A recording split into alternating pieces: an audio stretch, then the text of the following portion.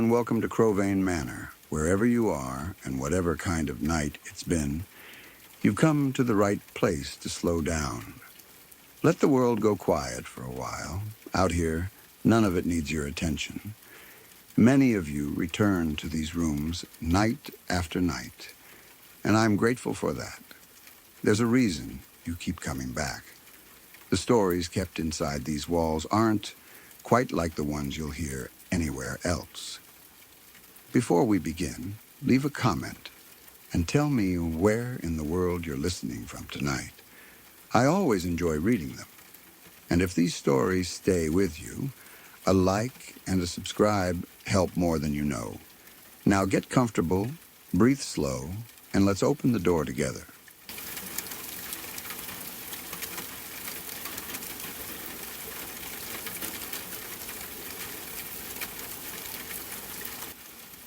When I was deployed in Afghanistan, there was one moment that came closer to killing me than any firefight or mortar attack ever did. That is something a lot of people outside the military probably would not expect. They imagine combat deaths happening during dramatic battles with bullets flying everywhere, explosions in the distance, and people charging around screaming orders. But sometimes the moments that almost kill you happen during the most ordinary tasks imaginable. A guy digging in the dirt, a metallic sound. A split second where everybody realizes at once that they are standing on top of something that should never have been touched. Even years later, I can still picture the exact scene clearly. Our squad had been working on building a new ammo pit for artillery shells. It was not exciting work, mostly just exhausting manual labor under brutal heat. The kind of work military people spend a surprising amount of time doing. Digging, hauling, stacking, moving equipment, setting up defensive positions, filling sandbags, tearing things down, building them again somewhere else. War movies usually skip over all of that, but in reality, a huge part of military life is hard, physical work mixed with long periods of boredom. The area we were working in was rough, dry, and packed with hard dirt and rock. Afghanistan has this dust that gets into everything. Your clothes, your boots, your nose, your mouth. By the end of the day, you feel coated in it. We had artillery shells stacked nearby on pallets while we dug the new pit. Big rounds sitting there waiting to be stored properly once the position was finished. Looking back, the whole setup sounds even more dangerous than it felt at the time. But after a while, in places like that, your brain starts treating dangerous things as normal. You get used to explosives being around constantly. Mortars, ammo crates, grenades, artillery rounds, fuel, weapons. It all becomes part of the background environment eventually. You still respect it, obviously, but you stop reacting emotionally to every dangerous object because you would go insane if you did not adapt somehow. One of the guys in my squad was down in the pit with a pickaxe, breaking apart some hard ground while the rest of us worked around him. He was one of those guys everybody knows. Strong, loud, kind of reckless sometimes, the type who attacks every task at full speed without always thinking first. Good dude overall, but definitely not the most cautious human being on Earth. At the time, none of us were especially worried about anything except getting the work done faster so we could get out of the heat. Then we heard it. Clink. Just this sharp metallic sound underneath the dirt. The moment was strange because everybody froze mentally before they froze physically. It was one of those sounds that instantly registers as wrong before your brain even fully processes why. I remember looking toward the guy in the pit immediately. And instead of stopping, the absolute genius takes another swing, then another. To this day, I still do not know if he genuinely did not understand what the sound probably meant yet, or if he just reacted automatically before his brain caught up. But everybody around him started yelling almost instantly. Then he stopped. For a second, there was complete silence. The kind of silence where everybody is suddenly paying very close attention. He crouched down and started brushing dirt away with his hands, and then he pulled it out. At first, my brain did not fully process what I was seeing because it came out of the dirt, covered in dust and mud. But within about 1 second, every single person there understood exactly what it was: a Russian anti-tank mine. The expression on his face is burned into my memory permanently. He just looked back at us, holding the thing with this completely stunned look, like his brain had stopped functioning for a second. Like a deer caught in headlights, and honestly, all of us probably looked exactly the same. Because in that instant, everybody realized several horrible things simultaneously. First, if that mine detonated while he was holding it, he was dead immediately. Not injured. Not maybe survivable. Dead. Second, we were all standing nearby, inside or around a confined pit, loaded with artillery shells stacked on pallets. So if the mine exploded and sympathetically detonated the shells around us, there was a very good chance every single one of us would die too. Not slowly either. We would have simply ceased existing in one violent instant. People sometimes do not understand how terrifying explosives really are until they are close to them unexpectedly. Movies train people to think explosions are dramatic action scenes where heroes get thrown backward and stand up afterward covered in soot. Real explosives are much uglier than that. There is no time to react properly. No heroic last-second dive most of the time. You are either alive or you are pieces. And there we were, standing around an unstable anti-tank mine, surrounded by enough ammunition to turn the entire pit into a crater. I remember this horrible frozen second where nobody knew what to say. Then survival instinct kicked in. The guy holding the mine panicked and dropped it. Not gently, dropped it. The moment it left his hands, everybody exploded into motion at once. There was no coordinated response, no calm tactical retreat, just pure animal panic.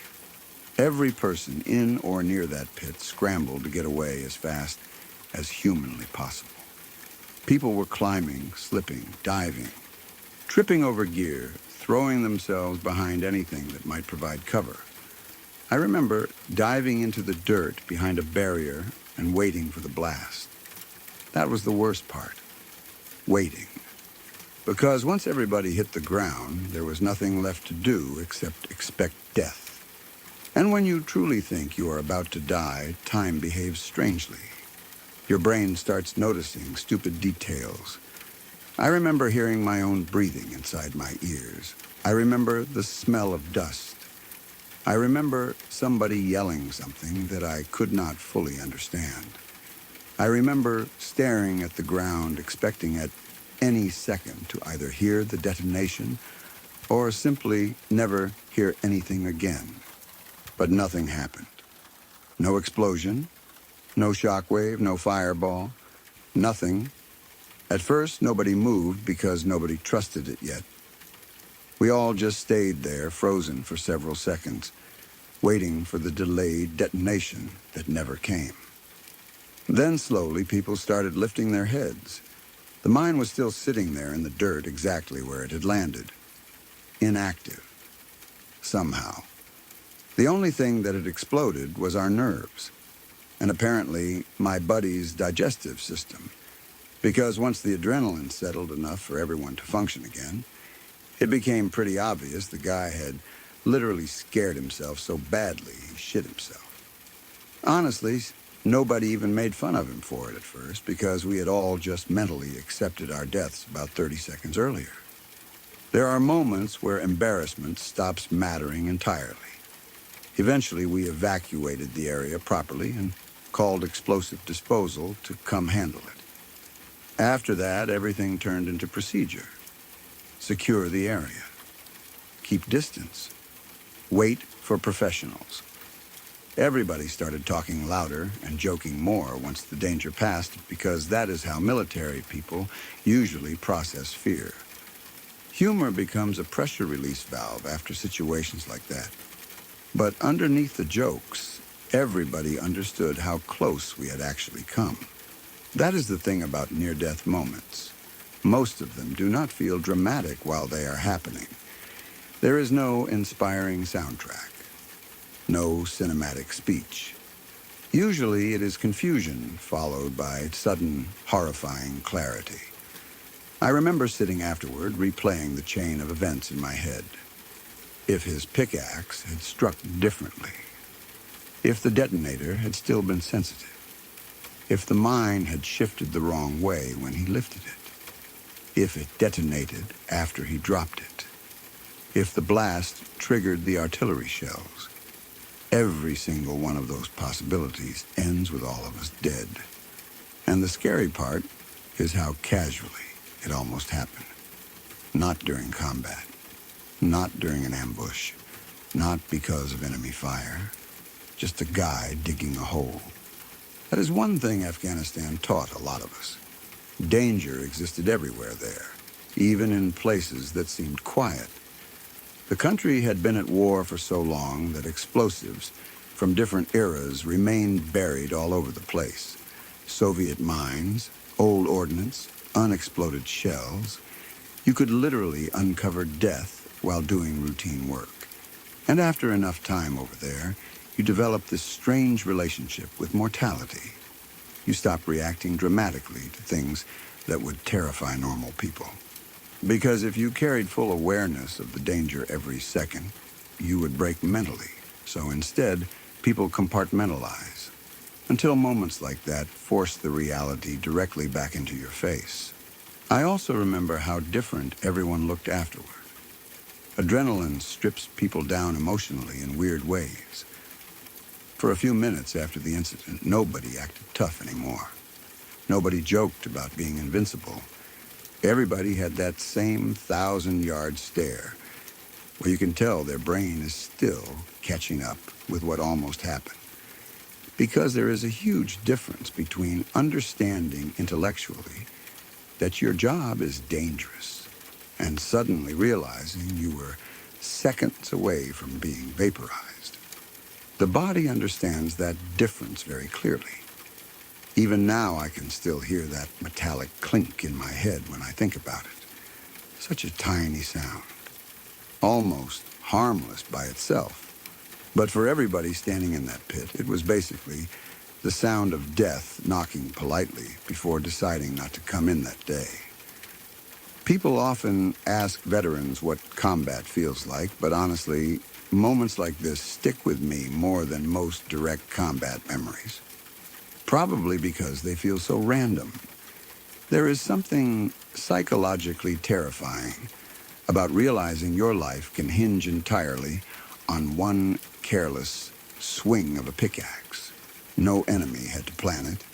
No sniper had to line up a shot. No insurgent had to attack us. Death was already sitting there underground waiting patiently for someone to hit it. And one more swing probably would have been enough. That is why the moment stayed with me all these years later. Not because of explosions or heroics, but because of how unbelievably thin the line between ordinary life and sudden death really is. 1 second we were sweaty, bored Marines digging a pit and complaining about the heat. The next second we were staring at an anti-tank mine knowing we might all disappear together. Then somehow, by pure luck, we got to walk away from it. A lot of people never get that lucky.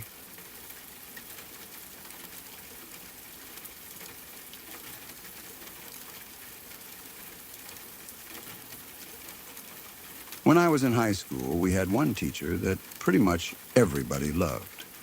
Not in the fake cool teacher way where students only liked them because they gave easy assignments or let everyone slack off. People genuinely respected her as a person. Even the students who normally hated school spoke highly of her. She had this energy that made people feel comfortable around her immediately. Kind, patient, funny without trying too hard, and the kind of teacher who actually remembered things about your life outside the classroom. Looking back now, I think teachers like that become more important to teenagers than adults sometimes realize. High school's a weird stage of life. Most kids are insecure, stressed, emotional, angry, confused, or pretending not to care about anything. A lot of adults treat teenagers like they are problems to manage instead of people trying to figure themselves out. So when somebody genuinely treats students with kindness and respect, it stands out in a huge way. That was her. She was one of those rare people who made school feel lighter somehow. You could walk into class exhausted or miserable and still leave feeling a little better afterward. She listened when students talked. She encouraged people who struggled. She remembered names, interests, family situations, future plans. She made kids who normally felt invisible feel noticed. And because of that, people loved her. I loved her too. Honestly, I do not think I ever heard anyone say a bad word about her during all the years she taught there. She was just one of those genuinely good humans that seemed too kind for the world sometimes. Then she got cancer. I still remember hearing about it because the entire mood around the school shifted almost immediately. It felt unreal at first.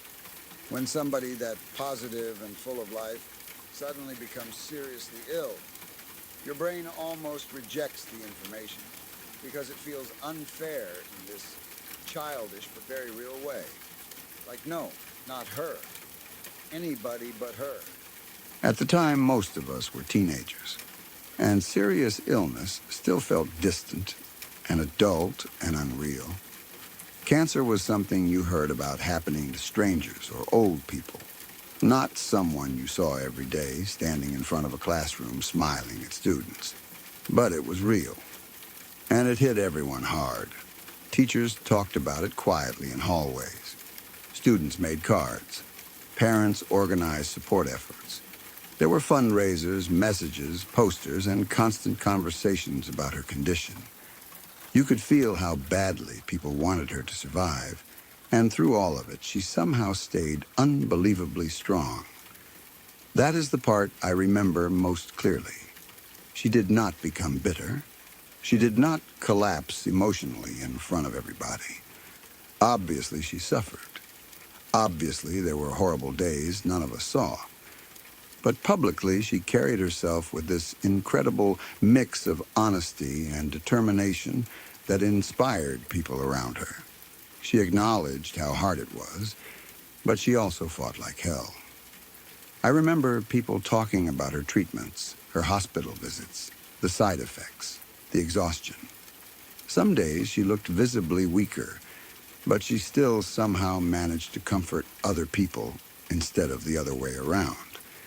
And honestly, for a while, it really felt like we were watching somebody battle death directly.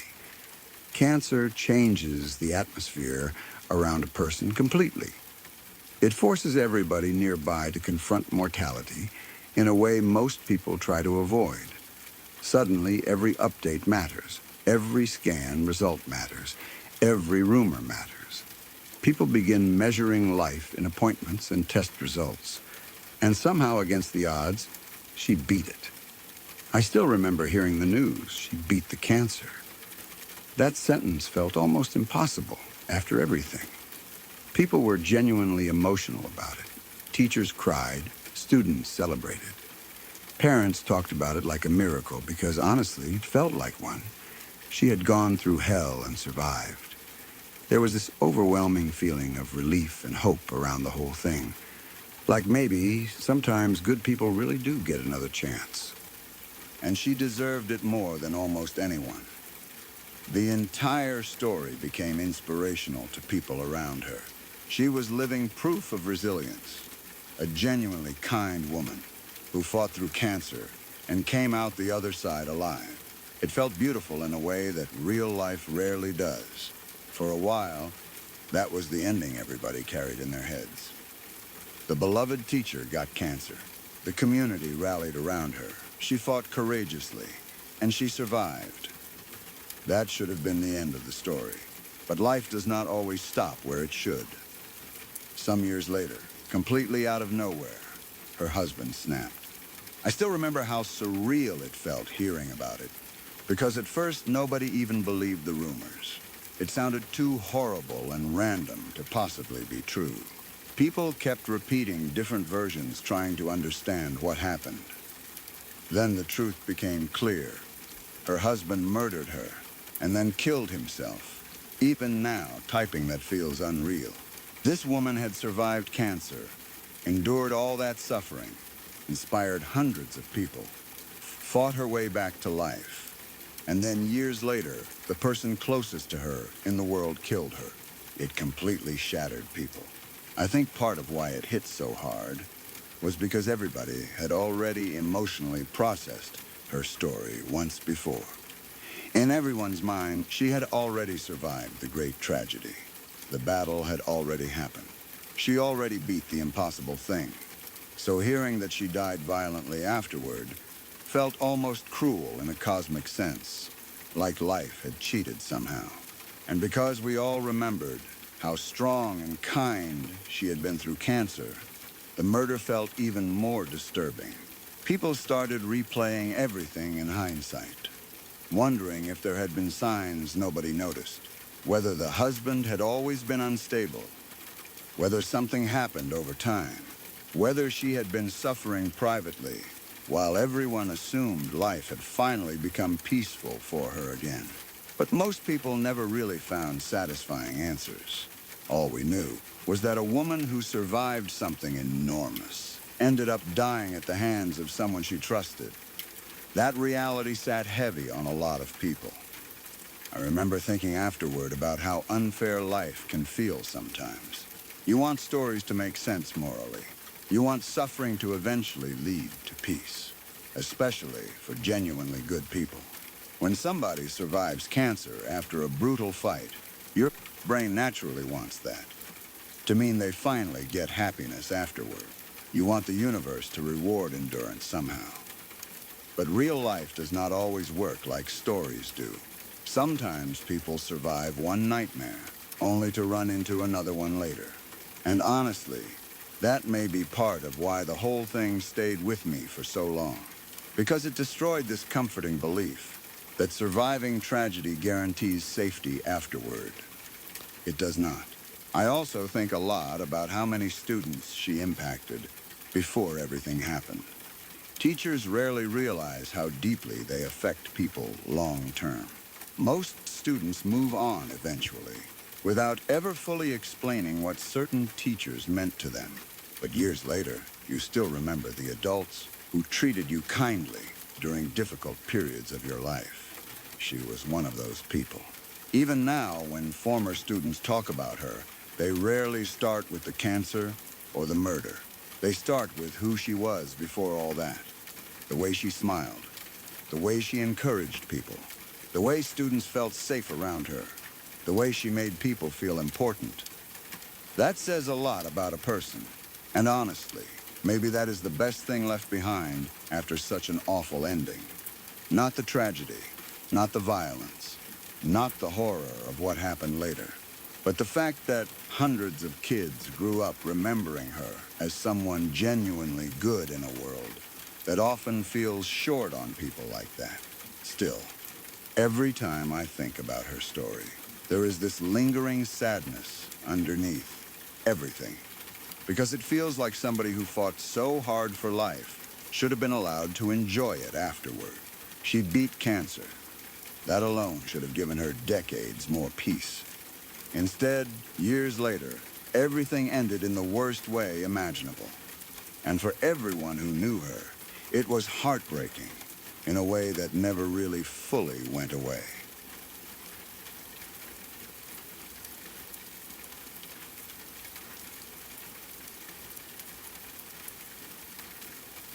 One memory from when I was very young has stayed with me my entire life. Even though on paper it probably sounds small compared to the kinds of traumatic stories people usually talk about. The weird thing about childhood memories, though, is that they do not always stick because of obvious violence or screaming or dramatic events. Sometimes something stays buried in your head because of how confusing and wrong it felt at the time, even if you were too young to fully understand why. I was around 4 years old when this happened. My family had immigrated not long before that, and my parents were working constantly trying to survive and build a life from scratch. Looking back now as an adult, I understand how hard that must have been for them. They were trying to make enough money to cover rent, food, bills, everything, while also adjusting to a completely new place and culture. So during the day, I would often get left at a woman's house who watched several children while parents worked. I do not remember a lot about the house itself anymore, just fragments. The lighting, the couch, the smell of the place, and those boys. There were 4 of them, all older than me, probably around 6 or 7 years old from what I remember. At that age, even a couple years difference feels huge. A 7-year-old feels enormous to a 4-year-old. Smarter, louder, more confident, more intimidating. I mostly remember wanting them to like me. That is one thing people forget about little kids sometimes. Even when older children are mean or dismissive, younger kids often still desperately want their attention and approval. I remember following them around trying to play with them because I did not want to feel left out. Then one day, things suddenly shifted into something strange and uncomfortable. I remember being cornered between the couch and the wall. That detail stayed weirdly vivid in my mind all these years. The feeling of not having much room to move. The couch against one side, the wall behind me. All 4 boys standing there in front of me. At the time, I do not think I fully understood what was happening. But I do remember feeling uneasy and slightly scared. Not terror exactly. More this instinctive feeling that something was wrong and that I did not like being trapped there. Then the boys unzipped their pants. Even now it feels strange talking about because childhood memories rarely replay in a clean, logical narrative. They come back as flashes and emotions. I remember confusion more than anything. The boys started waving themselves around and laughing while I just stood there trapped against the wall. At 4 years old, you do not have adult language or adult understanding for situations like that. You only know how something makes you feel. And I remember feeling embarrassed and scared without really understanding why. I do not remember how long it lasted. Childhood memories distort time badly. It could have been 30 seconds or several minutes. But eventually the woman watching us finally spoke. What stayed with me almost more than the boys themselves was her reaction. She did not jump up. She did not sound shocked. She did not rush over, protectively asking what was happening. She barely even looked up from whatever she was doing. She just casually said something like, "Stop, she's not old enough for that yet." That sentence has honestly haunted me more than the actual incident. Because even as a child, something about the tone felt wrong.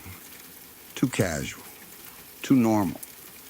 The boys immediately zipped their pants back up and walked away like nothing unusual had happened. And life just continued.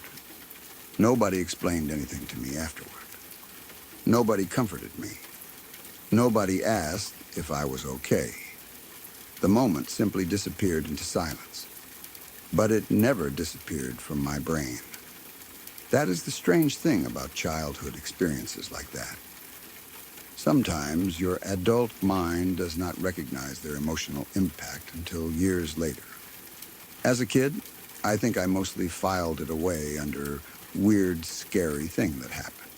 But the older I got, the more unsettling the memory became, because I started understanding the implications underneath it, especially the woman's reaction. As an adult, Hearing someone respond with, "She's not old enough for that yet," sounds deeply disturbing because it implies she saw the behavior as expected or acceptable eventually, instead of completely inappropriate altogether. I do not know whether she was just exhausted and dismissive, or whether there was something darker going on in that environment. Honestly, I do not even know how much those boys themselves fully understood what they were doing. Kids often imitate things they have seen elsewhere without understanding boundaries properly. But regardless of intent, it left an imprint on me. And I think part of why it stuck so deeply is because it's introduced this feeling very early in life that situations could suddenly become sexually uncomfortable without warning, while adults nearby failed to protect you properly. That feeling came back years later in college during another incident that honestly disturbed me in a completely different way. There was this guy at school who approached me one day acting emotional and upset. I do not remember the exact story anymore, just that he seemed distressed and wanted someone to talk to. He gave some kind of sob story that made me feel bad for him. And because most people are taught to be compassionate when somebody seems vulnerable, I followed him outside to a quieter area under one of the campus stairwells so he could supposedly talk privately. Then the situation changed. The emotional vulnerability disappeared almost instantly, and the interaction became sexual and manipulative. He tried getting me to touch him. I remember the exact same feeling from childhood suddenly slamming back into me. Confusion, cornered energy. The sense that something had suddenly become unsafe while another person acted like it was normal. Thankfully, I got out of the situation before anything worse happened. But afterward, I remember feeling strangely disconnected emotionally, almost more annoyed and unsettled than openly frightened. And I think part of that reaction came from how early experiences shape your nervous system. When inappropriate behavior gets normalized around you as a child, sometimes your adult brain struggles to immediately identify and process violations properly in the moment. Instead of instant outrage or panic, you freeze, detach, or try to minimize the situation internally. That realization hit me hard later. I do not know exactly how those two experiences connect psychologically, but I know they do somehow. The memory from childhood probably sounds minor compared to more overt abuse stories people tell. But the thing about childhood is that kids absorb atmosphere and meaning even when they cannot fully articulate it yet. What stayed with me was not just the boys. It was the feeling that adults were not fully paying attention, that boundaries could suddenly disappear without warning, that uncomfortable sexual situations could happen casually, while people nearby treated it like no big deal. That kind of thing can shape somebody quietly for years.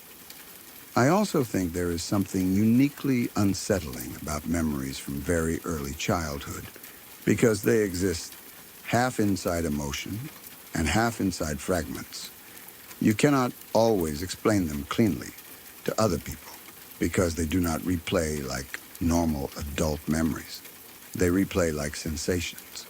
The couch fabric, the corner of the room, the sound of zippers, the woman's voice in the background sounding bored and unconcerned, and the feeling of wanting to disappear.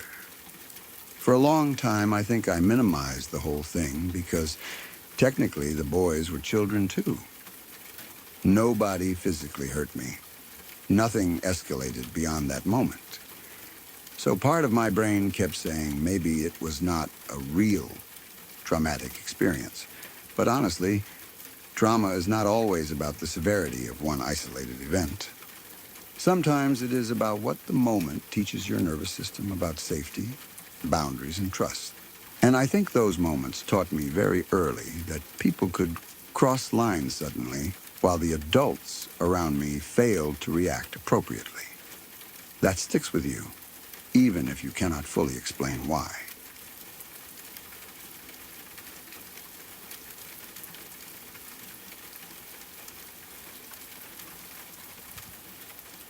I work as an engine room officer on cargo vessels, running through the Great Lakes and down through the Gulf of St. Lawrence and the eastern Canadian Atlantic coast.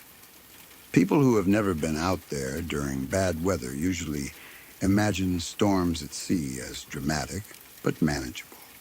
Like something out of a movie where the ship rocks a little while rain hits the windows and everybody keeps working normally. Real heavy weather is completely different. Once conditions get bad enough, the ocean stops feeling like water and starts feeling like a living thing trying to tear your ship apart piece by piece. Early November this year, we were crossing the Gulf during the worst weather I have seen in 10 years of sailing. And I do not mean rough seas, I mean genuinely violent conditions. 50-foot waves, 100-knot winds. A ship roughly 400 feet long getting thrown around hard enough to remind everybody on board that steel means nothing compared to the ocean once the weather decides to get ugly. People hear 400-foot ship and imagine something massive and indestructible. And yes, compared to a fishing boat or a yacht, it is huge. These ships are designed for heavy weather and deep-sea travel. They are built to survive punishment. But there comes a point where even large ships stop feeling powerful and start feeling vulnerable. That night, we were getting hammered. The kind of weather where every movement on board becomes difficult. Walking becomes exhausting because you are constantly compensating for the ship's motion. Doors slam hard enough to shake bulkheads. Every loose object becomes a projectile if it is not secured properly. Sleep comes in short, broken stretches because your body never fully relaxes.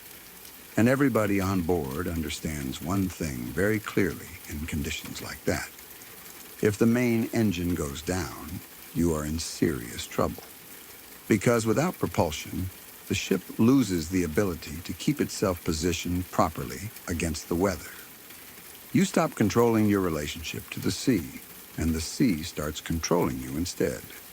Broadside waves can roll a ship violently. Equipment breaks, cargo shifts, water comes aboard where it should not. Everything escalates fast. So yeah, if you lose propulsion in heavy weather like that, you better hope God is paying attention and feeling generous. I had managed to get some sleep despite the conditions.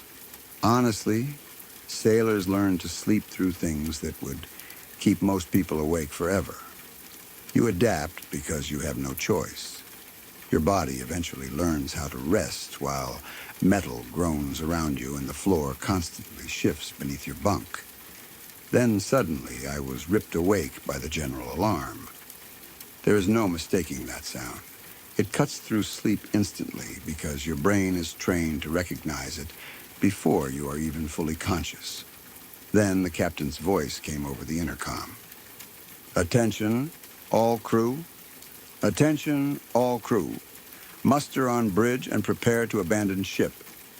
Those last 4 words hit differently than anything else at sea. Prepare to abandon ship. If you ever hear that for real, every illusion disappears instantly. There is no more pretending the situation is routine. No more assuming someone else has it handled. Every single person on board immediately understands the same thing at the exact same moment. This might actually be it. And then I noticed something even worse. Silence. No engine. Other than the wind hammering the ship and the sound of doors opening and slamming somewhere down the accommodation block, everything else was dead quiet. Anybody who works on ships knows how wrong that feels. Ships are never silent normally. There is always machinery noise somewhere. Vibrations, pumps, engine hum, generators, fans, mechanical life constantly surrounding you. But now the engine was gone, and we were still out there in those seas. The ship was rolling violently side to side, probably around 45 degrees each way. That kind of movement is hard to explain to people who have never experienced it. It is not just uncomfortable rocking. It feels like gravity itself keeps changing direction unexpectedly. You do not walk so much as survive movement 1 second at a time. I jumped out of my bunk and immediately lost my footing. I hit the floor hard, tried to stand, and got thrown sideways across the cabin into the opposite wall. Then the ship rolled back the other direction, and I basically slid across the floor again. Everything becomes physical chaos in conditions like that. Drawers slam open, loose gear crashes around. Your own body feels disconnected from normal movement because every step depends entirely on what the ship decides to do next. I had warm clothes piled in the exact same spot they always stay in during heavy weather because every sailor knows you prepare for emergencies before they happen. You do not want to be searching around in panic while the ship is trying to throw you through walls. So I grabbed them and started trying to dress while lying half on the floor. I remember trying to pull pants on while sliding sideways across the cabin. Then the ship briefly leveled enough for me to get upright for maybe 2 seconds before it rolled hard again and dropped me back down. At one point, I was scrambling around with my boots in my hands when the ship lurched violently enough that I smashed the back of my head off the doorframe. And through all of it, I could hear the first officer out in the hallway screaming, "Everyone to the bridge!" That voice cut through everything. At that point, adrenaline completely took over. Not nervous adrenaline either, pure survival adrenaline. The kind where your brain narrows instantly and every movement becomes focused on one objective only: get moving. I grabbed my life jacket and survival suit off the rack. Then I waited for the next roll and used it to throw myself toward the cabin door. I managed to grab the handle, wrench it open, and basically got launched out into the hallway. The handrails in the passageway finally gave me enough stability to move properly. Everybody on board was doing the same thing at once. Doors opening, boots slamming against decks, people shouting over the storm, the ship groaning underneath all of it. I fought my way upward toward the bridge while the vessel continued rolling hard enough that walking normally was impossible. You had to time your movements with the motion of the ship or you would get thrown. When I finally reached the bridge level, it was around 7 in the morning and full daylight outside. And for the first time, I could actually see the seas clearly. Holy fuck. I have seen bad weather before, a lot of it. But those waves were monstrous, walls of dark water rising higher than seemed physically reasonable. The ship would climb one mountain of water, pause at the crest for a horrifying second, then slam downward again while the next wave already towered ahead. And we had no propulsion. Most of the crew was already on the bridge, gripping railings and staring at each other with these intense expressions people get when everybody understands the danger without needing to say it out loud. Nobody was calm. Not really. You could see it in everybody's eyes. The captain and a wheelsman were trying to keep the ship controlled as best they could without power. But we were broadside to the waves at that point, which is one of the worst positions you can be in during heavy seas because the rolling becomes violent and unpredictable. I remember looking toward the freefall lifeboat mounted at the stern of the ship and having this horrible thought. How the fuck are we even supposed to get into that thing in this weather? People romanticize lifeboats sometimes like they are safe escape capsules. In conditions like that, abandoning ship can easily kill you too. Trying to board a lifeboat while the vessel is rolling violently in 50-foot seas is nightmare fuel. You know intellectually it exists to save your life, but emotionally you look at it and think there is absolutely no way this ends cleanly. Meanwhile, the chief engineer and the second engineer were down in the engine room fighting to bring the plant back online. And honestly, those guys were heroes that morning.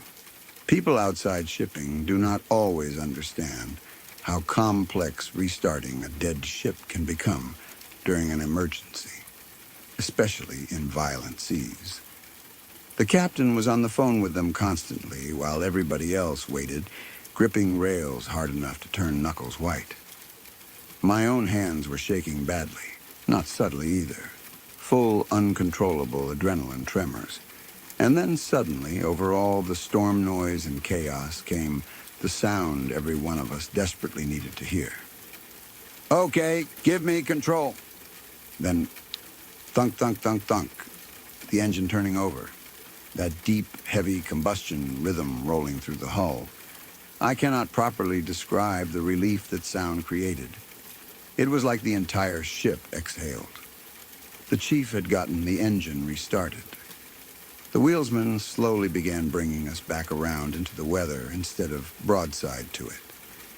Gradually, the rolling started easing slightly as the ship regained steerage and propulsion.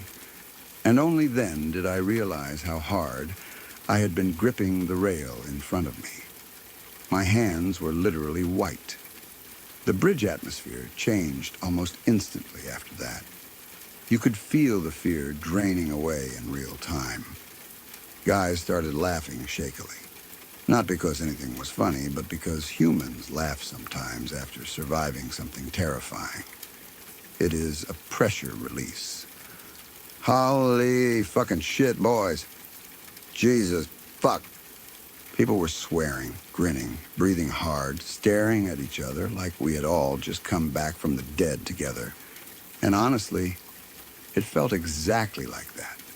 I have never been so terrified and so hyper-aware at the same time in my life.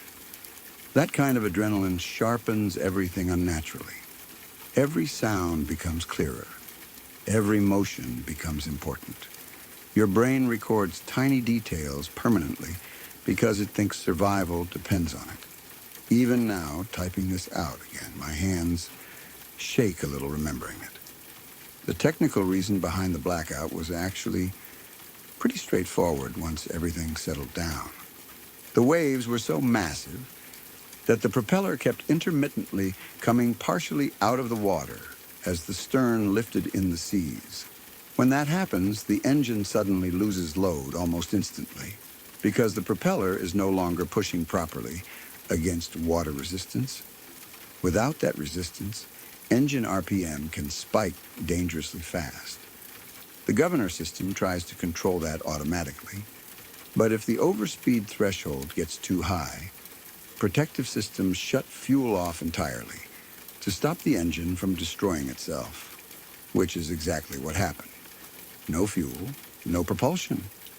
And because many ships use shaft generators tied directly to the main engine for electrical power, losing the engine can also mean losing your electrical grid.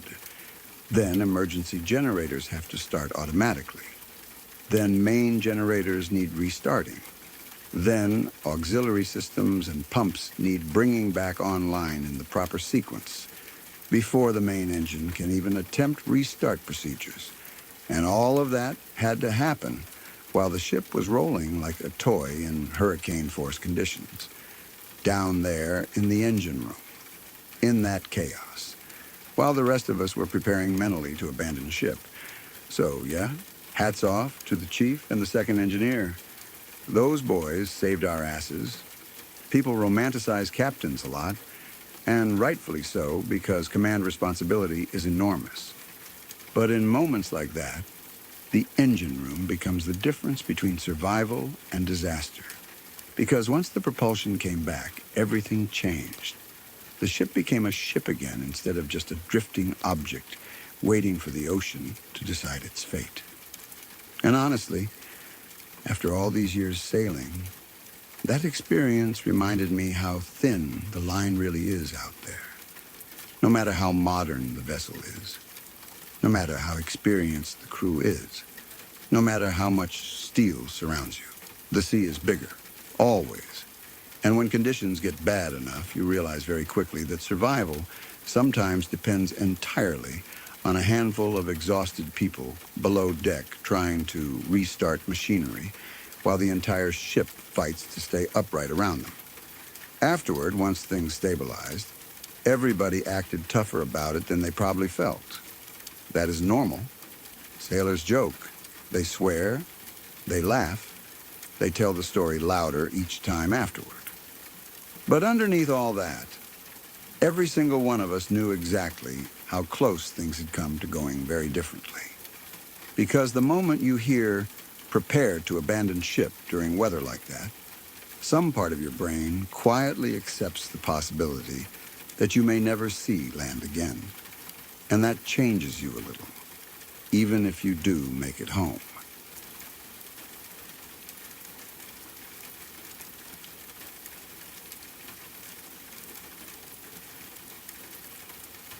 One of the worst stories I have ever heard came from someone talking about losing both their stepfather and little sister in a single accident. And honestly, it stayed with me because of how painfully human every part of it felt. There was no villain, no crime, no monster hiding in the woods. Just one terrible chain of events, and a little girl caught inside something she was far too young to understand. They had gone camping together for the weekend. The person telling the story was actually supposed to go too, but they stayed behind because they had exams coming up and wanted the weekend to study instead. That detail alone adds this awful layer to the story because I think almost everybody has moments in life where they choose one ordinary thing over another without realizing it will become important forever afterward. At the time, it probably felt like such a small decision. Stay home, study, catch the next trip another time. Nobody could have known that decision would later divide life into a before and after. According to the story, the stepfather and younger sister were driving back from the camping trip when they crashed somewhere in a remote area. The stepfather died on impact, but the little girl did not. And honestly, that is the part that destroys me every time I think about it. She was only 8 years old. Barely 8. The way they described her afterward made it even sadder because she had apparently just had her birthday, not long before the accident happened. At that age, kids still feel so small and trusting. 8-year-olds still look to adults for every answer when the things go wrong. They still expect somebody older to know what to do. But after the crash, suddenly there was nobody. Her father was dead. She was alone. And whatever happened afterward must have been unimaginably terrifying for a child. They found her body some distance away from the vehicle later on. Apparently, she had died from hypothermia while trying to find help. That detail hurts more than almost anything else, because it means she survived the crash itself. She got out of the wreckage somehow. She was conscious enough to understand something terrible had happened. And then, in that confusion and fear, she started walking, trying to find somebody, trying to save herself. Maybe trying to save her father, too, at first. That is the part that crushes me emotionally whenever I think about stories like this. The instinct children have to keep trying even when they do not fully understand the situation yet. I cannot stop imagining how scared she must have been. A little girl alone in a remote area after a violent accident. Cold, injured maybe, disoriented, looking back toward the wreckage and seeing her father unmoving inside. The person telling the story mentioned that he was not found in good condition, which makes it even more heartbreaking because, depending on the crash, she may have seen things no child should ever have to see. And then there is the silence. That kind of rural silence. No nearby houses, no traffic, no lights, no voices. Just darkness, trees, cold air, and the realization that nobody is coming immediately. Adults struggle psychologically in situations like that. An 8-year-old would not even have the mental tools to process it properly.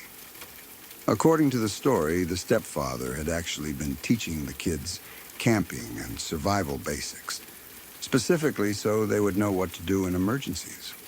That makes the whole thing even sadder somehow, because he clearly cared deeply about preparing them and protecting them. But this had only been her second camping trip. She simply did not know enough yet.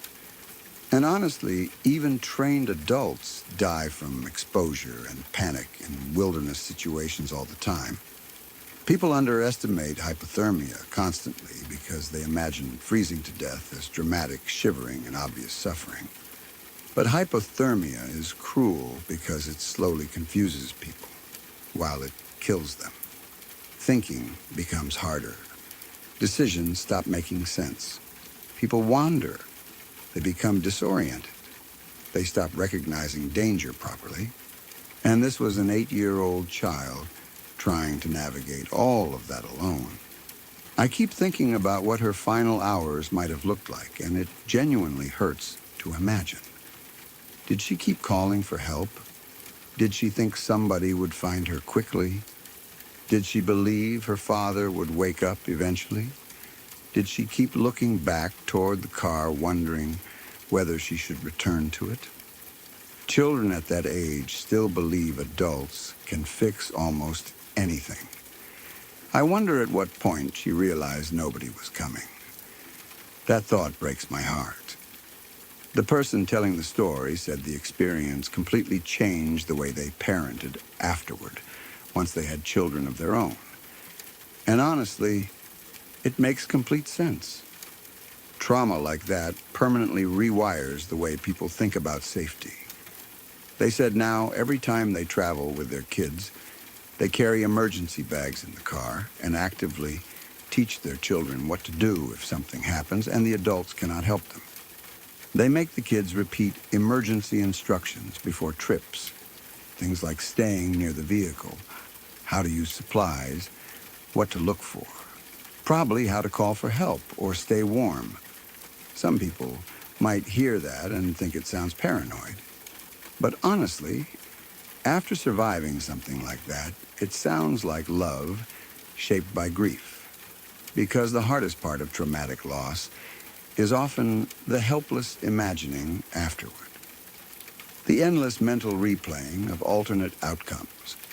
If she had known to stay with the car, if she had extra blankets, if she knew basic survival steps, if help arrived faster, if someone else had gone on the trip too, if the crash happened somewhere populated instead of isolated. Grief tortures people with those thoughts forever. And I think that is why the emergency preparation matters so much to them now. Not because they believe disaster is likely every time they drive somewhere, but because they know firsthand how random tragedy can be. One ordinary weekend camping trip destroyed an entire family. No one leaves home expecting that. I also think there is something uniquely horrifying about children dying alone outdoors. Maybe because nature itself feels indifferent in those situations. The cold does not care who you are. The dark does not care that you are 8 years old and scared and looking for your father. Weather and wilderness simply keep existing while human beings suffer inside them. And when a child is involved, it becomes almost unbearable to imagine.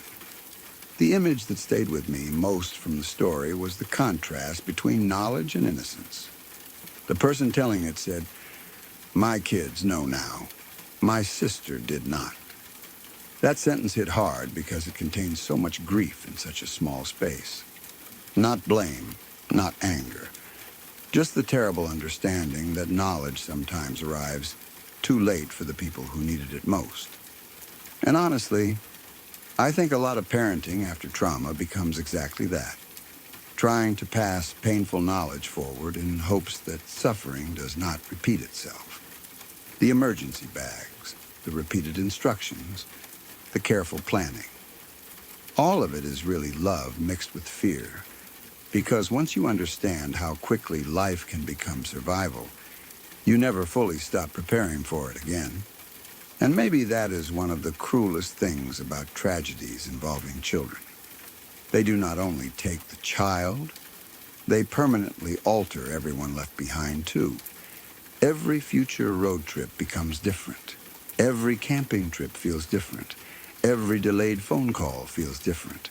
Every storm, every isolated highway, every cold night brings the memory back in some small way. I cannot even imagine how painful it must be for that person to think about the fact that they almost went on the trip themselves. Survivor's guilt is brutal like that. Even when logically you know staying home for exams was a completely ordinary decision, emotionally some part of the brain still whispers impossible questions forever. What if I went too? Could I have helped? Would things have been different? Those questions never really die completely. And underneath all of it sits the image of a little girl trying her best in circumstances no child should ever face. Walking through the cold, looking for help, wanting to survive, wanting somebody to save her. That is the part that stays with you.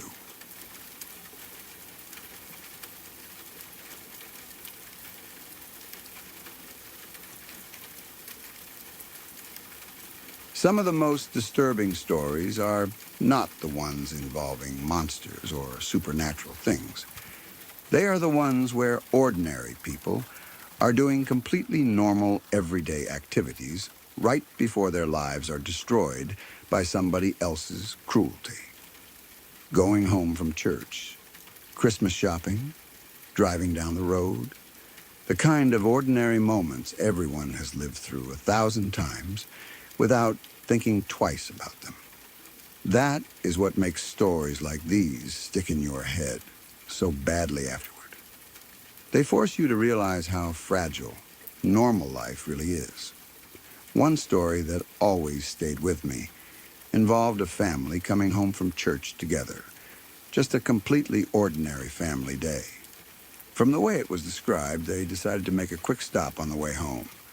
The dad and kids wanted donuts, so they dropped the mother off at the house first, while they drove to the donut shop for a few minutes.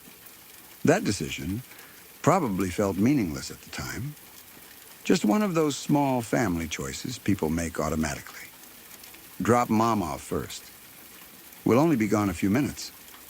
Nobody could have imagined it would become the dividing line between life and horror. When the father and kids came back home, they found the mother dead inside the house. Apparently, she had walked in on a burglary already in progress, and whoever was inside murdered her rather than risk being identified. That one always bothered me because of how random and brutally unfair it feels. She was not involved in crime. She was not out somewhere dangerous. She had literally just come home from church. One minute she was probably thinking about groceries or dinner or whether the kids would eat too many donuts before lunch. And the next minute she encountered strangers willing to kill to avoid consequences. And the image of the family returning afterward is horrible to think about. The father pulling into the driveway expecting a normal afternoon. The kids probably carrying donut boxes. Then walking into something that permanently destroys all sense of safety inside that home. I think about those kids a lot whenever I hear stories like that because once violence enters an ordinary place unexpectedly, it changes the meaning of normal life forever. Home is supposed to feel safe. Church days are supposed to feel safe. Families doing errands together are supposed to feel safe. After something like that, nothing feels ordinary again. Another story that stuck with me involved a mother and her 2 teenage children going Christmas shopping at a large mall a few days before Christmas. Again, just a painfully normal situation. Everybody has memories of crowded malls during the holidays. Snow outside, people carrying shopping bags, decorations everywhere, music playing, parents stressed but excited trying to finish shopping before Christmas morning. Apparently, it was snowing heavily that night when they finished shopping. Rather than make the kids walk through the weather carrying everything, the mother told them to stay inside the mall while she went to bring the van around. That is such a normal parent thing to do. You can picture it perfectly. Stay here where it's warm. I'll pull the van around. The kids waited and waited, but she never came back. At first, they probably were not scared. They probably assumed traffic in the parking lot was bad, or maybe she got delayed by weather somehow. But eventually, enough time passed that panic started setting in. They called police. Searches started. But nobody could find her. That part alone is horrifying because you can imagine the kids sitting there inside the mall while closing time approaches, slowly realizing something is deeply wrong. Teenagers are old enough to understand fear in a very adult way. They would have known by then that people do not simply vanish while retrieving a vehicle. Then the next part somehow becomes even worse. The woman's husband worked for the gas company. The following morning, apparently the company informed all their drivers to watch for the missing van while working their routes. And it was her husband himself who found it. That detail destroys me every time I think about it. Imagine being out there, searching desperately for your missing wife, while still trying to convince yourself she might be alive somewhere. Then finding the vehicle yourself. And inside is your wife, raped and murdered. I honestly cannot imagine the psychological damage of that moment. Not a police officer finding her, not a stranger, her husband. The story became huge afterward, and eventually police arrested the men responsible. But even that part is infuriating, because apparently it took longer than it should have, since one of the attackers had help hiding from authorities. According to the story, his girlfriend and her mother actively protected him despite knowing he was both a rapist and a murderer. That adds another layer of sickness to the whole thing. Not only did two men destroy a woman and devastate her family, but other people knowingly helped shield one of them afterward. I think stories like that hit so hard because they expose how terrifyingly opportunistic evil can be. The woman was not targeted personally. She simply became vulnerable for a short period of time in the wrong place around the wrong people.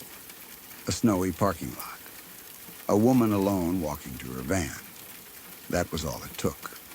And then there is another story I heard years ago that honestly sounds so pointlessly cruel it barely feels real. Two guys decided they wanted to rob somebody. Instead of planning anything intelligently, they started throwing broken cinder blocks off an overpass onto passing cars below. Their idea was apparently that eventually somebody would stop after their vehicle got damaged, and then they could rob them. Even writing that out sounds psychotic. The sheer disregard for human life required to casually throw chunks of concrete at moving vehicles is already horrifying enough because they absolutely could have killed somebody immediately with the impact alone. And eventually they got what they wanted. A car stopped. Except when the occupants got out, the two attackers realized the victims were two young women. According to the story, both girls were apparently strikingly beautiful. And that changed the attackers' intentions immediately. What began as attempted robbery escalated into rape. And once they crossed that line, they decided murder was easier than risking identification afterward. That progression is one of the darkest things about certain violent crimes. There is this horrifying momentum to them sometimes where each choice makes the next worse choice easier. Once somebody fully abandons empathy and sees victims as objects instead of human beings, escalation becomes terrifyingly easy. Robbery becomes assault. Assault becomes rape. Rape becomes murder. All because two strangers decided they wanted money and happened to encounter vulnerable victims. I think what ties all these stories together is how ordinary the victims' lives looked right beforehand. Coming home from church, Christmas shopping, driving down the highway, none of them were doing anything reckless or dangerous. That randomness is what makes crimes like these linger in people's minds. Human beings like believing bad things happen for understandable reasons because it creates the illusion of control. We tell ourselves danger can be avoided if we make smart enough choices. But stories like these remind you that sometimes evil collides with ordinary life completely at random. And honestly, the aftermath may be even more horrifying than the crimes themselves. The father and children returning home after donuts, the teenagers waiting in the mall realizing their mother is missing, the husband discovering the van himself, families waking up one morning still believing life is normal and going to sleep that night shattered permanently. That is the real horror underneath stories like these. Not just death, not just violence, but the complete destruction of ordinary life and safety in moments that should have been forgettable everyday experiences. I also think about how these stories ripple outward through entire communities. Cases like these do not only traumatize the immediate family, they change everybody nearby. Neighbors become more afraid, parents become more protective, people stop trusting ordinary situations the same way. A snowy parking lot no longer feels harmless. Stopping for donuts no longer feels harmless. Driving under bridges no longer feels harmless. Violence has a way of infecting ordinary memories afterward. And maybe that is why stories like these stay with people for years. Because they force us to confront something deeply uncomfortable about the world. Most victims never realize they are in danger until the moment danger is already standing directly in front of them. One minute, life is normal. The next minute, everything is gone.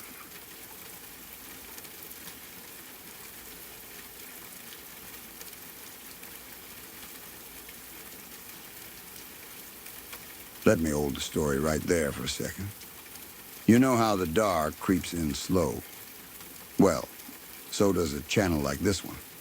It grows one listener at a time, one night at a time, and that's where the subscribe button comes in. The bell beside it makes sure the dark always finds you when a new story is ready. No pressure, just an open door.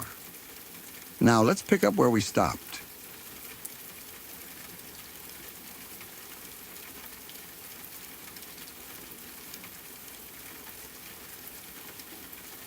When I was a kid in the early 90s, the woman who cut my family's hair told us a story that stayed with me forever.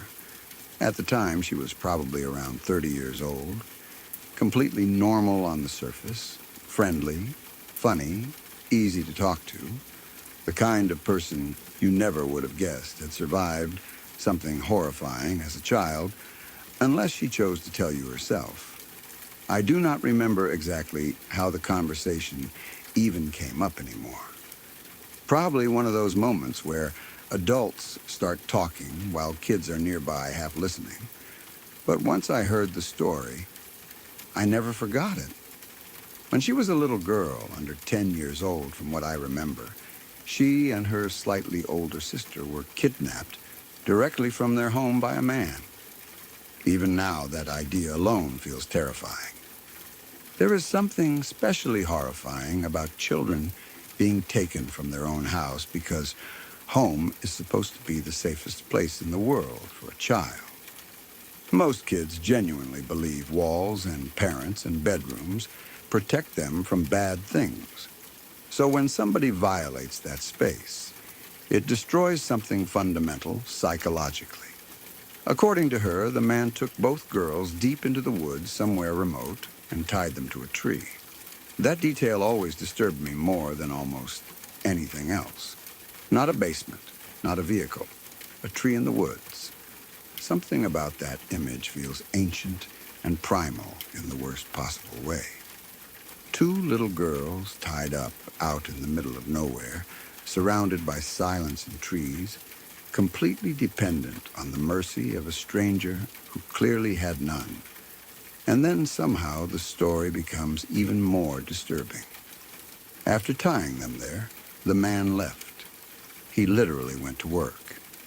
That part chilled me when I first heard it because it reveals how calculated and detached he was. This was not some impulsive crime committed in panic or rage. He apparently intended to return later and do what she described only as unspeakable horrors. Even as a kid listening to the story, I understood enough to know exactly what that meant. The thing that saved them was that the younger sister, the woman who later became our hairstylist, somehow managed to free herself.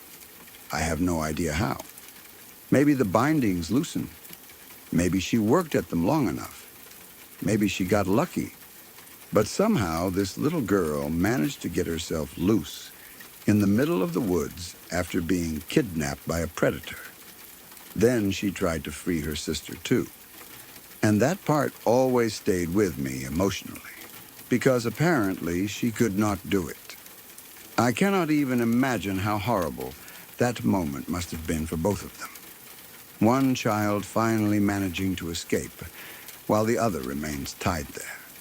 They were both just little girls, neither one fully capable of understanding what was happening or what might happen next.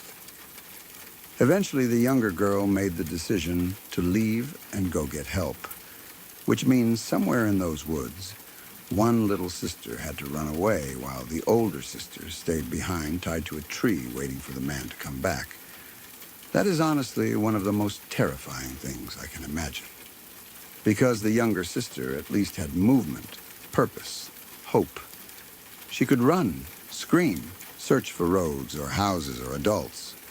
Her fear would have been overwhelming, obviously, but action gives human beings something to focus on.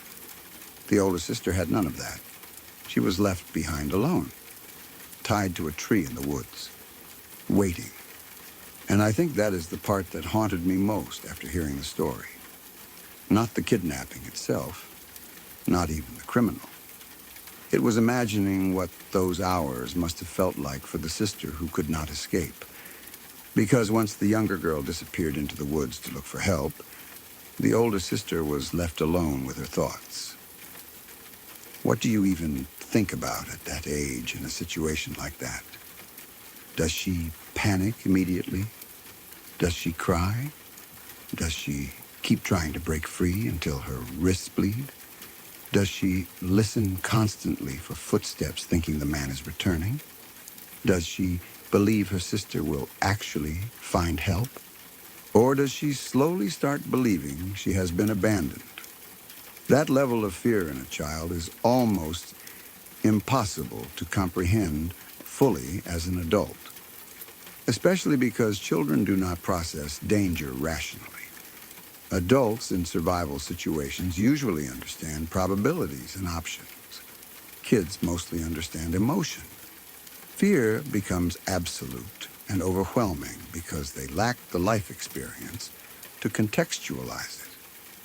I always imagined those woods becoming quieter and quieter after her sister left. Every sound suddenly terrifying, branches snapping, wind moving leaves, distant animals, every minute stretching endlessly while she waited, tied there, completely helpless. Thankfully, the younger sister did manage to find help.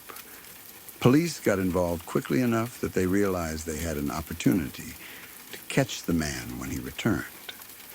Instead of immediately removing the girls from the scene, the officers apparently left them tied there temporarily while they hid nearby waiting for him to come back. That part of the story always gave me mixed feelings emotionally. Logically, I understand why police did it. Catching a predator like that with undeniable evidence probably mattered enormously, especially if they suspected he had done similar things before. But emotionally, it is difficult imagining those girls remaining tied there even longer while officers waited in hiding. Although maybe by then they at least knew adults were nearby protecting them.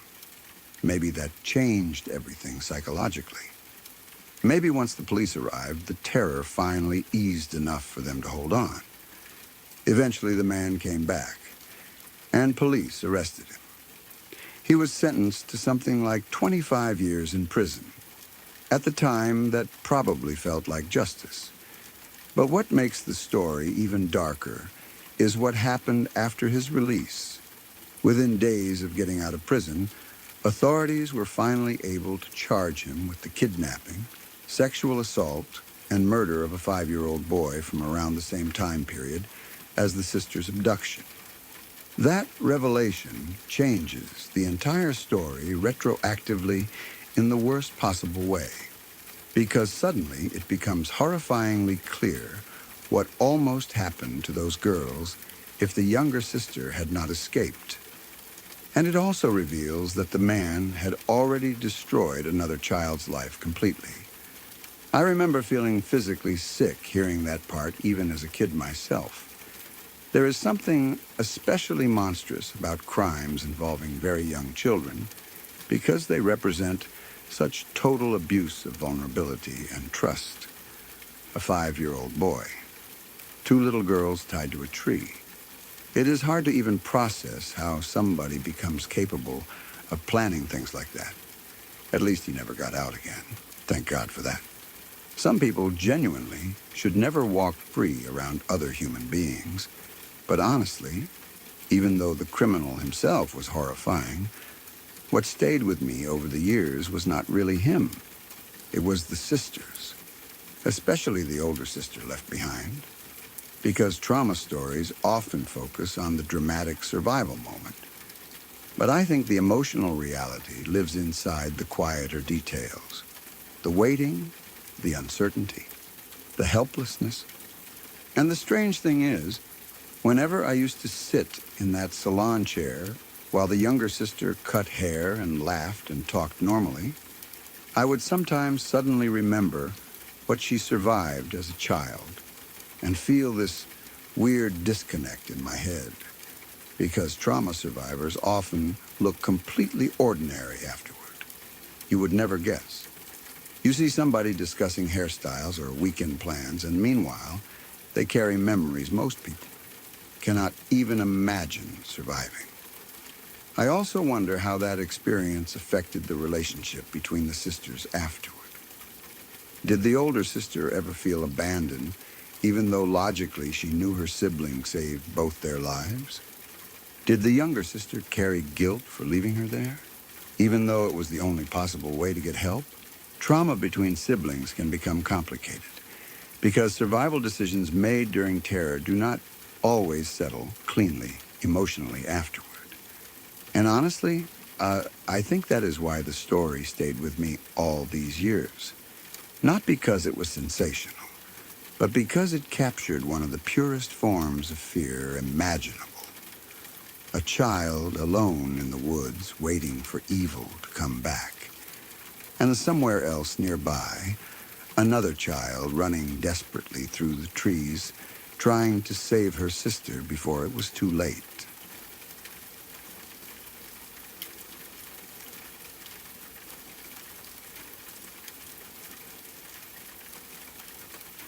When I was 14 years old, I had an experience that terrified me more than anything else had up to that point in my life. At the time, I genuinely thought I might be dying, or that my brain had somehow broken permanently. Even now, years later, it still unsettles me because of how completely it destroyed my trust in my own body within the span of a few hours. It started very strangely. At first, I noticed I was having trouble speaking. Not trouble thinking of words. That is the weird part. I knew exactly what I wanted to say. I could understand other people perfectly. Inside my head, language still worked normally. Thoughts sounded completely clear to me mentally. But whenever I tried to actually speak, something between my brain and my mouth seemed broken. Instead of words, weird sounds came out. Not complete gibberish exactly, but mangled, half-formed attempts at speech. I remember feeling confused almost immediately because I could hear myself failing in real time. I would think of a sentence perfectly clearly, try to say it, and then listen to my own mouth produce nonsense instead. The harder I concentrated, the more words I could force out. But it felt unbelievably difficult. Like speaking had suddenly become a complicated skill my brain no longer remembered automatically. At 14 years old, that kind of thing is terrifying, because you do not think migraine. You think stroke, brain damage, tumor, death, something deeply wrong. At first, I tried to hide how scared I was because part of me assumed maybe I was just panicking or overtired somehow. But then more symptoms started appearing one after another, and that illusion disappeared fast. I started getting blind spots in my vision. Not blurry vision, literal missing areas. I would look at something, and sections of it simply would not exist properly anymore. My eyes worked, but pieces of reality kept disappearing inside my field of view. On top of that, my ears started ringing loudly enough that it became hard to focus on anything else. And the scariest part was how rapidly everything progressed. Within an hour, I started losing control of my body. Again, not paralysis exactly. That is what made it so hard to explain afterward. Technically, I could still move. I could still walk. I could still use my arms and hands. But every action suddenly required enormous concentration, like my brain no longer understood movement automatically. The closest way I can describe it is that it felt like my brain forgot the language my body normally speaks.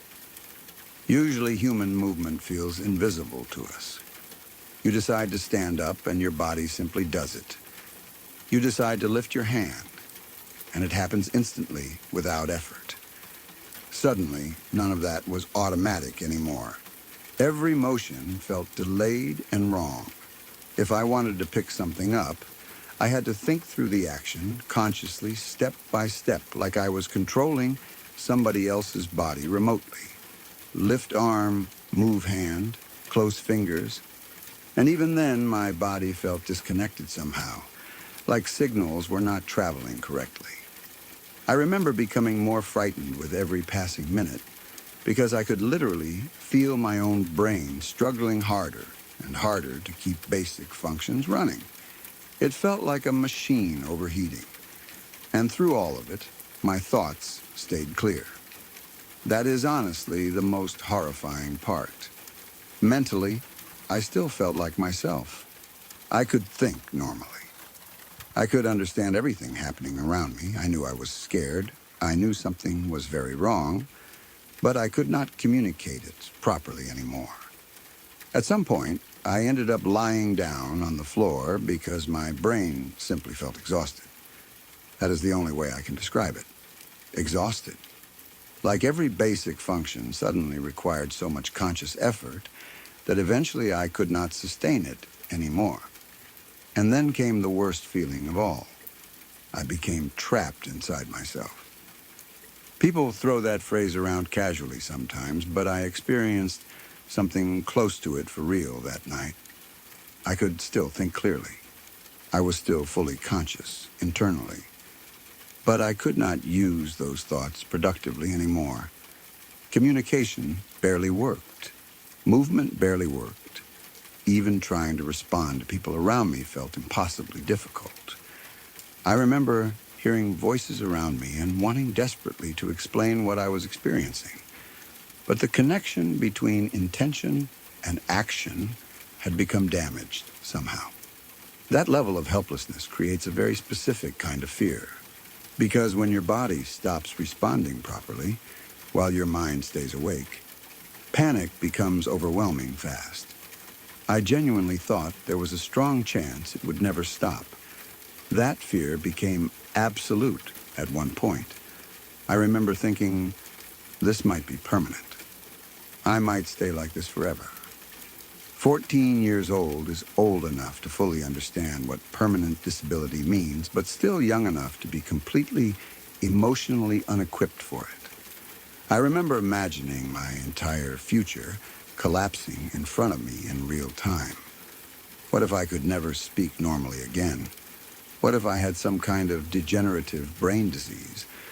What if this was how my life stayed now? And because I could not communicate properly, most of those fears stayed trapped inside my head. Eventually, exhaustion overtook everything. I do not even remember falling asleep properly. At some point, my brain simply stopped fighting. Then the next thing I remember is waking up the following day, still lying on the floor. That moment was surreal. I remember immediately testing myself mentally. Can I speak? Can I move? Can I see properly? And thankfully, everything seemed mostly normal again. Not perfect, exactly. I felt drained and shaken and mentally foggy, but compared to the night before, I felt functional again. I went straight to the doctor afterward. And honestly, that entire medical process became its own strange experience because nobody initially seemed fully certain what had happened. They ran all kinds of tests trying to look for signs of strokes, seizures, brain injuries, neurological damage, anything. But everything kept coming back normal. No obvious permanent damage, no visible injury, no explanation. Eventually they concluded it had been a migraine. At the time, that diagnosis almost frustrated me because the word migraine sounded too small compared to what I had experienced. People hear migraine and think bad headache.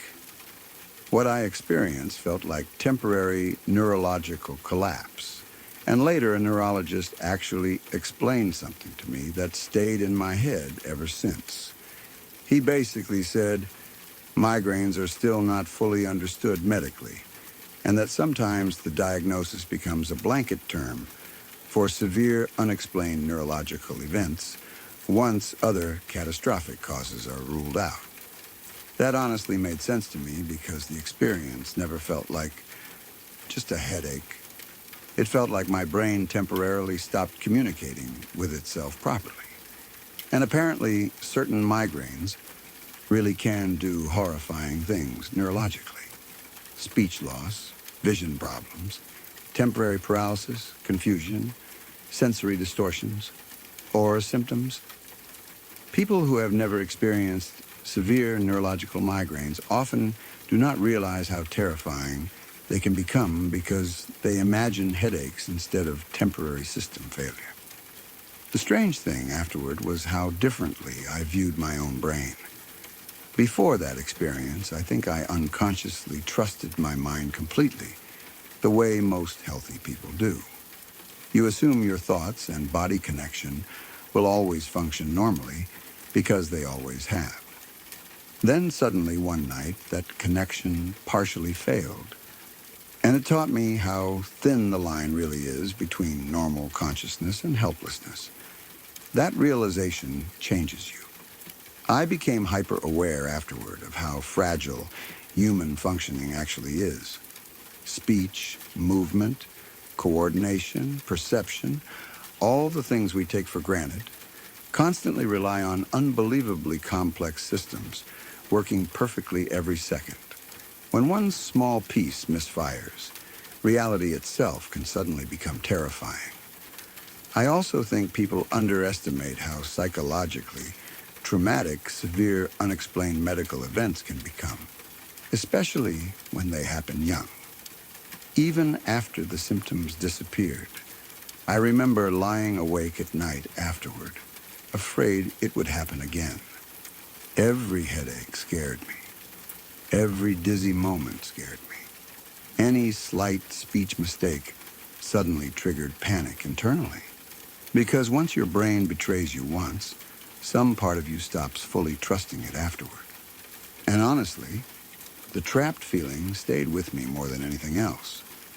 That sense of being fully conscious inside your own mind while losing the ability to interact with the world properly is difficult to describe unless somebody has experienced something similar themselves. You become aware of how much of your identity depends on communication and physical control. When those things disappear temporarily, even while thought remains intact, it creates this horrifying disconnect between self-awareness and helplessness. Years later, I can explain it more calmly now, but at 14, it felt like absolute horror.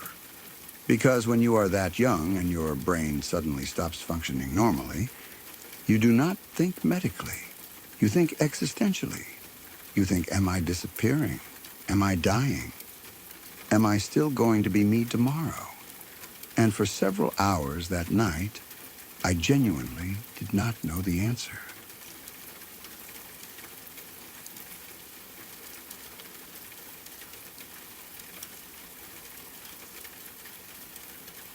When I was around 11 or 12 years old, something happened that completely changed the way I thought about how fragile life really is. At that age, most kids still believe serious illness happens slowly and far away. You think people get sick gradually, go to hospitals, spend months fighting something, and eventually either recover or do not. You do not really understand how quickly an ordinary life can suddenly collapse until you witness it happen to someone close enough to feel real. There was a family friend my parents had known for years. I remember him as one of those adults who always seemed solid and dependable, friendly, normal, healthy-looking. The kind of guy you assume will simply continue existing forever in the background of your life because adults always seem permanent when you are a kid. One day he was helping my parents move a couch around the house. Completely ordinary moment. Just adults lifting furniture, probably joking around, trying not to scrape walls while carrying something heavy through a doorway. The kind of thing nobody remembers afterward, because it feels so normal. Except while helping move the couch, he hurt his back. At the time, it did not sound catastrophic. People hurt their backs all the time moving furniture, especially adults. Usually it means soreness for a few days, maybe some pain medication, maybe taking it easy for a while. That is what everybody thought this was. A pulled muscle, a strained back, nothing serious. A few days later, he decided to go see a chiropractor for an adjustment to help with the pain. And during the adjustment, the chiropractor broke his back. I remember hearing that as a kid and feeling immediate horror, because even without understanding medical details, it sounded unbelievably violent and wrong. A chiropractor appointment is supposed to help somebody. You do not expect someone to walk in with back pain and come out with a catastrophic spinal injury. At first, everyone thought the chiropractor must have made some horrible mistake. But then the truth came out. The reason his back broke so easily was because he had advanced bone cancer throughout his body. Nobody knew. Not even him. The cancer had already spread so aggressively through his bones that they had become dangerously fragile without anyone realizing it yet. What originally felt like a normal back injury from lifting furniture was actually probably the cancer making his skeleton structurally weak already. And within 2 weeks, he was dead. 2 weeks. That timeline is the part that stayed burned into my brain forever. 1 minute he was helping move furniture at my parents' house like any other healthy adult. Then he hurts his back. Then he goes to get treatment. Then suddenly everyone discovers his body is full of cancer. And before anybody can even emotionally process what is happening, he is gone.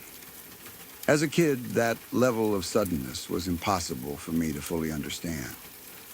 Adults around me were devastated, obviously, but what I remember most was the feeling of unreality around the whole thing. It genuinely felt impossible that somebody could go from appearing completely normal to dead in basically the time it takes most people to recover from the flu. I think that was the first time in my life I truly understood that catastrophic illness does not always announce itself dramatically beforehand. Sometimes people are walking around living completely ordinary lives while something deadly is already quietly happening inside them. That realization scared the hell out of me as a child. And honestly, it still does. I'm almost 30 now, and I still think about him constantly. Probably at least once a week, like clockwork. Not because we were extremely close personally, but because his death permanently changed something in my understanding of reality. Before that happened, life still felt stable in the way it usually does for kids. Adults were adults. Bodies worked until they visibly looked sick. Serious death belonged mostly to old age or obvious accidents. Then suddenly, I watched somebody disappear almost instantly because of a disease nobody even knew existed inside him. It shattered the illusion of predictability. I remember replaying the sequence of events in my head over and over afterward. What if he never hurt his back moving the couch? Would the cancer have gone undiscovered even longer? Would he have collapsed somewhere else later? Would he have lived longer if they caught it differently somehow? And honestly, even now, I still think about how horrifying it must have been from his perspective. Imagine believing you simply strained your back. Then suddenly, doctors start telling you your bones are riddled with cancer. Then within days, you realize you are dying. That kind of emotional whiplash is unimaginable to me. There is no gradual adjustment period there, no slow acceptance, just normal life one moment and then terminal illness the next. I think about his family too, how quickly their world must have changed. One day they are making ordinary plans, assuming there will be birthdays and holidays and years ahead. Then suddenly they are probably sitting in hospital rooms, hearing words like advanced and metastatic and realizing there is almost no time left. People often imagine grief as something that begins after death. But honestly, I think part of grief starts the moment reality suddenly stops matching the future you expected. And in situations like that, the future disappears almost instantly. The thing that disturbed me most was how random the discovery felt. A couch. That is what triggered the chain of events. Not severe symptoms, not collapse, not dramatic warning signs, moving furniture. That randomness made life feel frighteningly fragile afterward, because it forced me to realize there are people everywhere walking around with invisible battles happening inside them that nobody can see yet, sometimes not even themselves. The human body is weird and terrifying like that. It can compensate for unbelievable amounts of damage quietly until one day something small finally exposes the truth. And honestly, the chiropractor part of the story always added this extra layer of horror too. Not because the chiropractor intentionally hurt him, obviously, but because imagine being the person who unknowingly discovers someone's terminal cancer by literally breaking their spine during treatment. That has to be psychologically devastating too. One ordinary appointment turns into a nightmare that changes multiple lives forever. I also remember how differently adults talked after he died. When kids are around, adults usually try to protect them from the harshest realities of illness and death. But this situation shocked everyone badly enough that people spoke more openly around me than they normally would have. I remember hearing phrases like riddled with cancer for the first time. That phrase terrified me. As a kid, I imagined it literally, like his bones had been hollowed out secretly from the inside while he still walked around smiling and talking normally. And in some ways, that image stayed with me into adulthood. Not literally, but psychologically. The idea that terrible things can already exist beneath the surface of normal life without warning. I think experiences like that are often the first time people truly confront mortality as something random instead of distant. Before then, death still feels somewhat organized in your mind. Old people die. Sick people die. Dangerous situations kill people. But sudden cancer shatters that illusion, because suddenly a healthy-looking person helping move furniture is gone within 2 weeks. No preparation. No long goodbye. Just life interrupted brutally and permanently. And maybe that is why I still think about him so often nearly 20 years later. Not because the event was dramatic in the cinematic sense, but because it quietly changed the way I see every ordinary day, every healthy person, every routine complaint, every it's probably nothing. Now, whenever someone casually mentions unexplained pain or says they suddenly do not feel right, some part of my brain flashes back to him automatically. The guy helping move a couch who thought he hurt his back. The guy who went for an adjustment. The guy who discovered he was dying almost by accident. And the kid version of me standing somewhere nearby realizing for the very first time that life can completely change direction before you even understand something is wrong.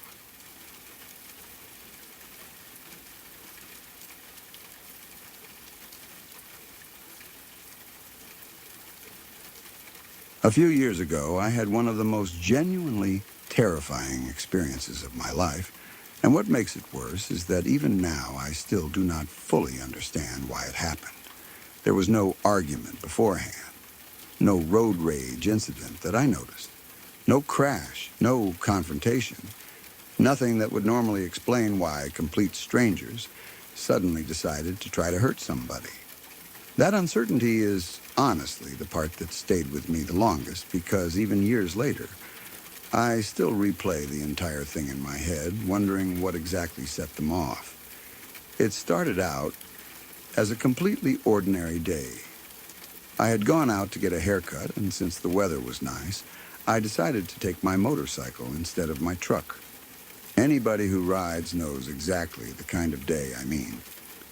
Warm air, clear sky, roads dry and open, the kind of weather that makes you want to stay out longer than you plan. Riding a motorcycle on a nice day clears your head in a way nothing else really does. The barbershop was only a couple miles from my house, so it was not some long road trip or anything. Just a quick ride into town. I got my hair cut, talked a little, paid, and walked back outside like normal. That is when I first noticed the car. It was parked beside my bike. At the time, I did not think much of it because it was a parking lot. Cars parked beside each other constantly. Nothing strange about that. I remember seeing people inside, but I did not really pay attention to them because why would I? They were just another car in a busy lot, as far as I knew. I got on my bike, put my helmet on, and started it up. Right as I did, they started their car too. Again, still not really strange. People leave parking lots at the same time all the time. We both pulled out and headed the same direction. My house was only about 2 miles away, and along the way there is a sheriff's department and also a highway on-ramp. Originally, I had planned on just heading home, but while I was riding, I decided the weather was too nice to waste.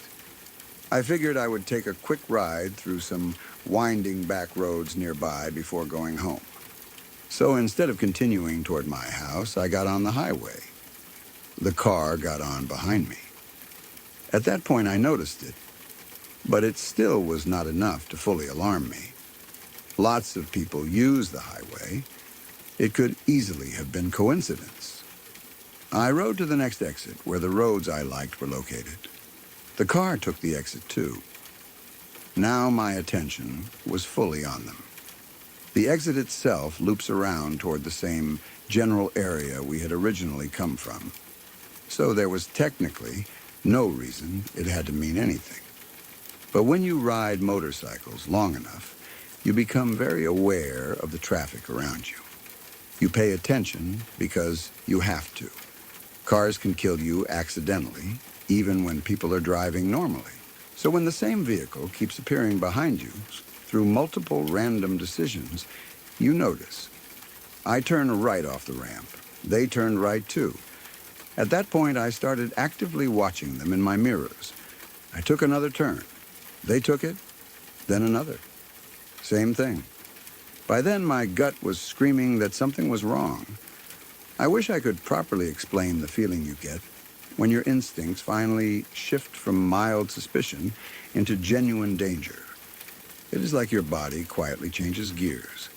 Suddenly, every little thing sharpens. Every sound matters. Your heart starts beating harder.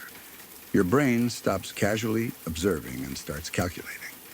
I decided right there I was done with the relaxing ride. My new plan was simple. Head toward the sheriff's department and confirm whether or not they were actually following me. But before I committed fully, I wanted one clear test to make sure I was not just being paranoid. I came up to a church at an intersection and pulled into the church parking lot suddenly. The car did not follow me in.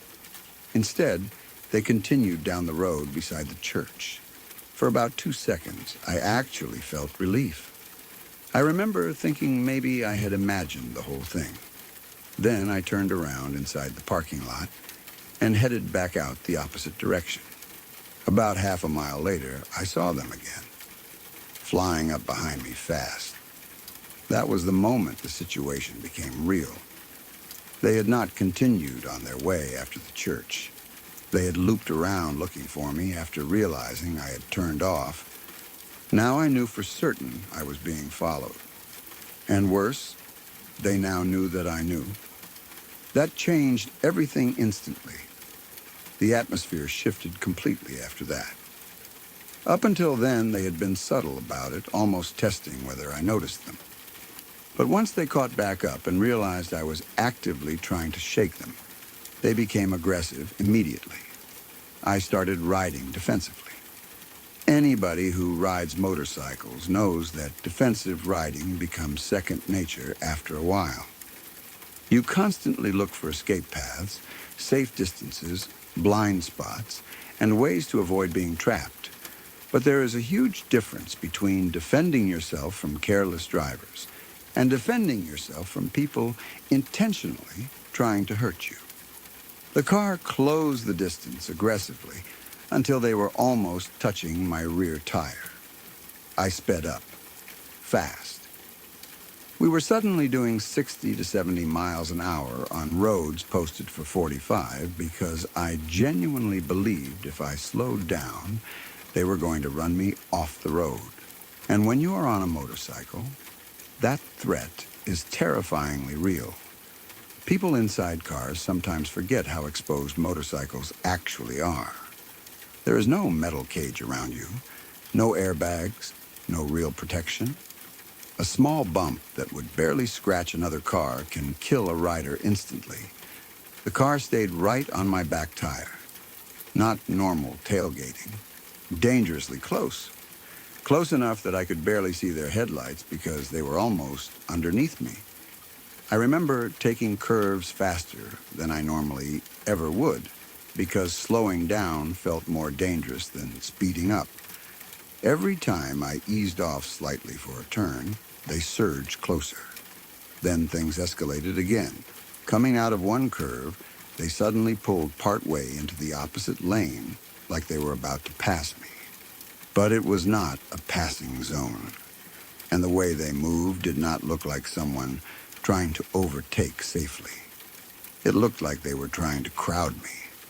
I honestly thought they were about to force me into the ditch, so I accelerated harder to avoid getting boxed in beside them. Back behind me, they came immediately. Then they tried it again. This time, they came fully over the center line and got alongside me. And that is when the passenger leaned out the window holding a baton. I remember seeing the arm come out first before my brain fully processed what was happening. Then the baton swung at 70 miles an hour. The passenger started trying to hit me while the driver simultaneously pushed the car closer toward my side, trying to force me off the road. At that point, I genuinely believed I might die. There is a certain kind of fear that hits when you realize another human being has decided to hurt you for real, not threaten you, not scare you, actually physically attack you. And on a motorcycle, there is almost nowhere to hide. I was still trying to keep control of the bike while swerving away from the car and avoiding the baton swings. One wrong movement, and I would either high side into the road or get clipped by the vehicle itself. I remember the sound more than anything during that part. The engine screaming, wind roaring through my helmet, tires humming against the pavement, and underneath all of it, pure panic. At that point, I knew I was not making it 5 more miles back toward the sheriff's department safely.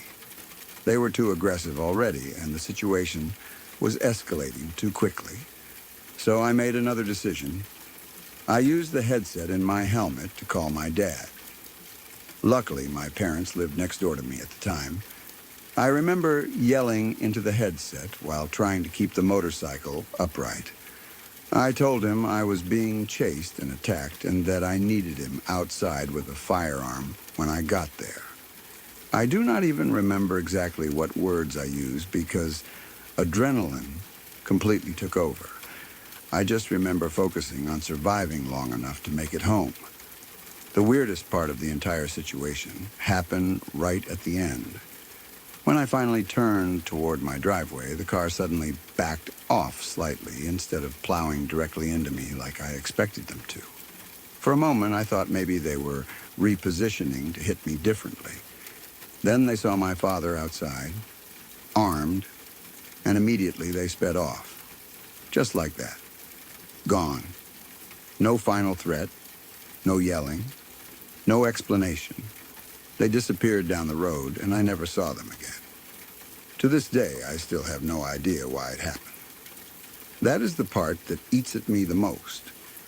Usually violent situations have some kind of identifiable trigger afterward.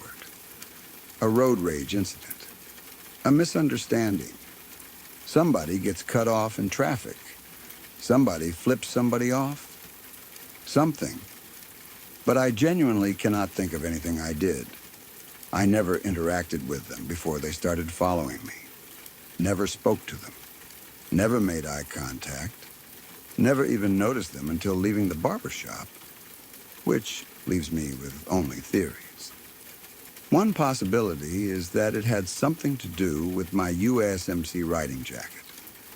I was wearing Marine Corps gear that day, and maybe they had some kind of issue with military people specifically. Hard to say. The other possibility is something random, like a gang initiation or a thrill attack.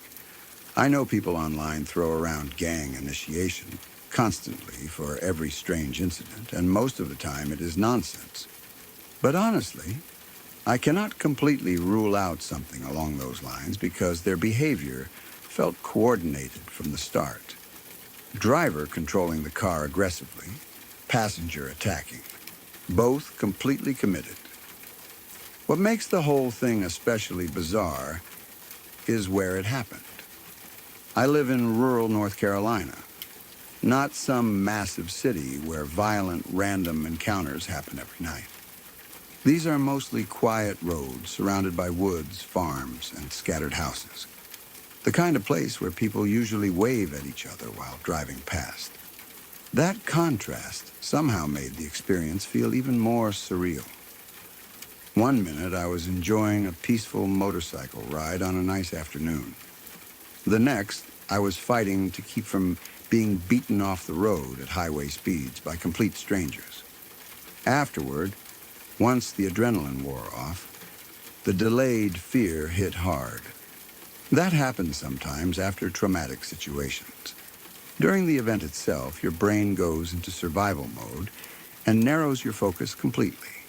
But afterward, once you are finally safe, your body catches up emotionally. I remember shaking afterward, thinking about how easily it could have ended differently. One hit from that baton at the wrong moment, one clipped tire, one forced swerve into gravel, one curve taken too fast. That would have been it. People probably would have found a crashed motorcycle on the roadside and assumed it was just another traffic fatality. And honestly, that realization disturbed me more than the attack itself, because whoever those people were, they knew exactly how vulnerable somebody on a motorcycle is. They did not need guns. They did not need to stop me physically. All they had to do was destabilize me for a second at high speed. That is all it takes on two wheels. Even now, years later, I still catch myself checking mirrors more carefully when riding alone. If the same vehicle stays behind me too long, I notice immediately. If somebody mirrors too many turns, my pulse still jumps a little. Most rides are peaceful. Most people are normal. But once you experience something like that, you never fully lose the awareness that it only takes one unstable person on the road to turn an ordinary day into a fight for your life.